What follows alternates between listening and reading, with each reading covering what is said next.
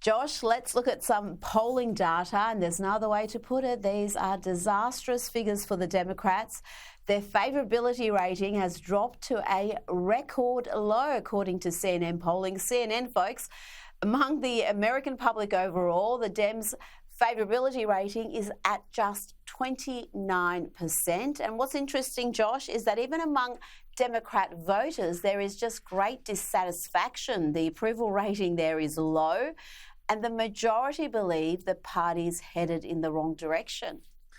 Well, there's multiple reasons for thinking that, right? I mean, first of all, just look at the fact that this party just simply cannot give up on its cultural militants. They cannot give up on their woke culture war they have been waging against the American people for years and years, arguably decades now. We saw that just at Trump's joint presidential address to the Congress about a week and a half, 2 weeks ago or so. They literally couldn't be bothered to get off their butts to applaud for Peyton McNabb, this high school girl who suffered traumatic brain injury because of a biological male. They couldn't be bothered to get off their butts to applaud for the family of Lake and Riley, who was tragically murdered by an illegal alien who had no business whatsoever being in the United States. They're consistently taking radical positions. I mean, the transgender sports issue was literally an 80-20 issue. And even when you have someone like Gavin Newsom, who we obviously should not believe already says, but when he's trying to stake out, at least rhetorically, purportedly, a moderate stance there, he is immediately shot down by party elites there. By the way, Rita, they're also tearing apart the seams. I mean, look at this at the CR that just passed the Congress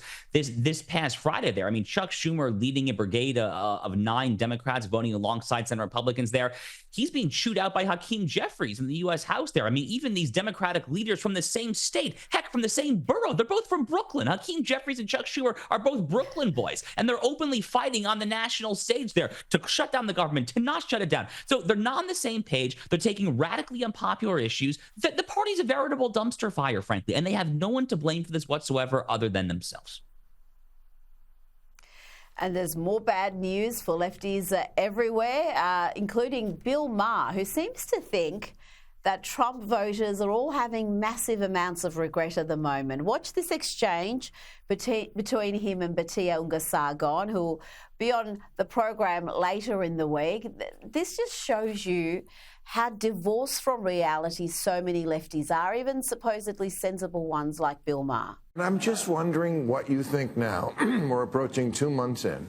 I mean, you must have a feeling in your gut. Look me in the eye and tell me you don't, that this is really going badly and I shouldn't have thrown my lot in with this team. Oh, no, I feel the opposite. All right.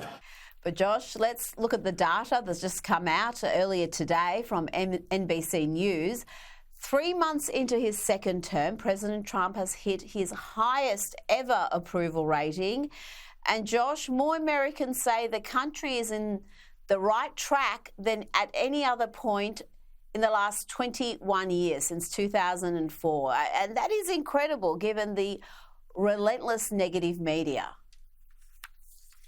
Yeah, you know, it's funny. So in some polling, Trump's approval rating has slipped at least a little bit relative to his highs on January 20th. But Rita, the thing that you have to bear in mind here is that Donald Trump started the presidency with what for contemporary American politics is actually like sky high approval ratings there. He basically had the highest approval rating on day one of his presidency that he had for his entire term there. Some current polls show that he has maintained that level of support. Some show that it slipped a little bit, but it's still actually very, very high relative to the past few presidents there. I mean, Barack Obama, Joe Biden, these were not particularly highly approved presidencies. So even relatively speaking there, Donald Trump is completely swimming in high waters here. Then you compare it to the Democratic Party approval rating that you and I were just talking about. I mean, Donald Trump is at this point orders of magnitude more popular than the Democratic Party. And there's a reason for that, Rita, which is that his policies are common sense policies. I mean, over the weekend, the big spat here in the United States was this separation of power showdown between Donald Trump and this puny little judge in Washington, D.C., purporting to say that you cannot deport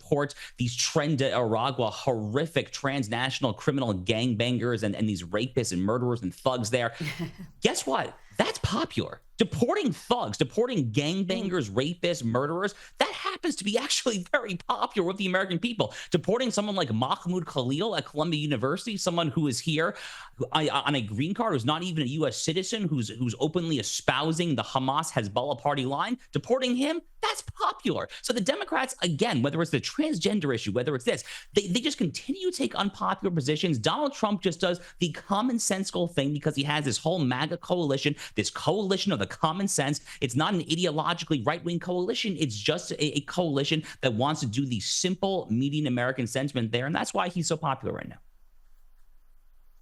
Well, you mentioned that judge, and the Democrats, the media, are constantly bleating about a constitutional crisis, Donald Trump causing a constitutional crisis. But it seems the crisis is from these activist judges. And the one you just mentioned, essentially trying to subvert the will of the people, the president's power.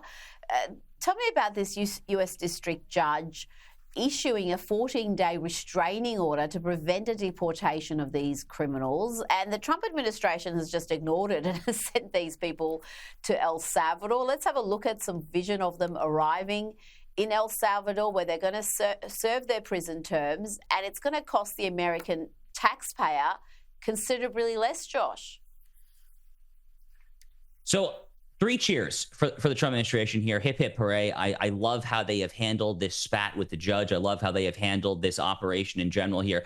So Donald Trump invoking a seldom used 1798 statute called the Alien Enemies Act, literally goes back to the John Adams presidency, essentially giving him slightly more power than he normally has when it comes to expediting removals for certain types of aliens here who are essentially at war with the country. And I think this, Rita, is probably where the left is disagreeing with President Trump. They're saying that, oh, Tren de Aragua, the Sinaloa cartel, the Jalisco cartel there, they're not actually at war with the United States. But actually, yes, they are. Actually, they literally are. I mean, the amount of Americans that have died along the U.S.-Mexico border over the past 15, 20 years or so. I mean, frankly, just focusing on the fentanyl issue alone, the amount of Americans who have tragically overdosed and died from fentanyl that's been shipped across the Mexican border there, it's completely sky high there. So invoking this statute, Trump got these 25 Venezuelan nationals, these non-citizens there, and sent them packing to Nayib Bukele down in El Salvador because this binational agreement between the U.S. and El Salvador. The judge tries to stop it, but this is bogus on multiple grounds. One is that the planes were literally in the air with these Venezuelans in them. They actually weren't even over United States airspace. They were over international waters. So good luck, judge, trying to issue your temporary restraining order where it's literally not even in the country anymore. The broader issue, Rita, something that I've been bleeding about for the past 2 months here, this idea that one judge in the United States in our constitutional system has, under the judicial power of which our Constitution speaks, the notion that one judge can just shut down the entire federal government and call it a temporary restraining order is total garbage. That makes the judiciary a fundamentally tyrannical branch. It would have struck people everywhere from Thomas Jefferson to Abraham Lincoln as completely antithetical to the separation of powers that alone can protect individual liberty. I am dying for the United States Supreme Court to finally take one of these cases and rule that these so-called nationwide injunctions are here, there, and everywhere unconstitutional. May it happen ASAP. Hallelujah. Before you go, I want to just play you this little clip from billionaire Reid Hoffman. He was on Stephen Colbert's awful program. He wasn't asked about his dealings with Jeffrey Epstein. That would have been interesting. But he was asked to essentially slam Elon Musk. But government and companies are not the same. Right. The way that you're running governments shouldn't be the same way you're running companies. Do you know what Mussolini? We want government efficiency. Yes. But obviously, we could do it in a much less cruel and much more lawful manner. What do you make of Reid Hoffman's take on things? Rita, I know that I don't really care what Reid Hoffman has to say. It's frankly my take when it comes to all things Reid Hoffman. I mean, this is a guy who's obviously made a lot of money in the private sector there. Guess what? That doesn't mean that his opinions about anything other than the company that he created are worth particularly a lot there. I mean, Bill Gates, same example there. You know, these guys are just so high on their own supply because they managed to strike the jackpot and win the lottery once when it comes to one investment there. They think that they therefore have all the solutions for everything that ails the entire world. Well, you know who's also created very high worth, very valuable companies? Oh yeah, a guy by the name of Elon Musk, who last I checked is actually the wealthiest man in the world there. I think that he probably has a thing or two to say, that is Elon Musk, when it comes to trying to help streamline operations, makes things more efficient, cut costs, cut waste, and oh, by the way, do all of that in a way that is actually wildly popular, because again, the American people don't want to be subsidizing sex change operations in Myanmar. They don't want to be subsidizing DEI in the Congo. These are common sense things, whether or not Reid Hoffman, who is so high in his own supply that he can't see his own rear end, whether or not he wants to admit it there. But you know what? He's wrong. Elon Musk is right. The American people stand with Elon Musk, and they will continue to stand with Elon Musk and Doge. Josh Hammer, thank you so much for your time tonight. Thank you, Rita.